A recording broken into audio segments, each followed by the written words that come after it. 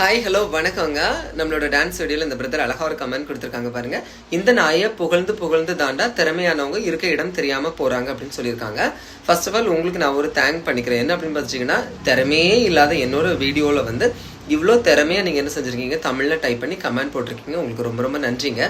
அதே நேரத்தில் நீங்க இன்னொரு விஷயம் யோசிச்சு பார்த்தீங்கன்னா, இந்த கமெண்ட்டை நீங்க 10 ஸ்பிளிட் பண்ணி நல்ல திறமையான ஒரு 10 வீடியோல வாவ் சூப்பர் நல்லா இருக்கு அப்படின்னு சொல்லி அப்ரிசியேஷனா அந்த கமெண்ட்ஸை நீங்க போட்டிருக்கலாம். சரியா?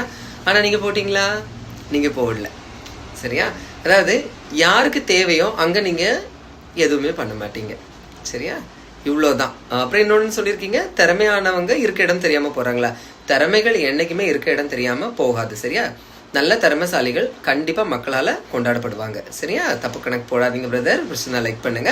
நல்ல நல்ல வீடியோக்குள்ள தேடி போய் பார்த்து கமெண்ட் போட்டு அவங்கள நல்லா மோட்டிவேட் பண்ணுங்க. எனக்கு இந்த மாதிரி கமெண்ட் போடாதீங்க. சரியா பிரதர்? ஏன்னா நாங்க திறமை இல்லாதவங்க. பார்த்தீங்களா?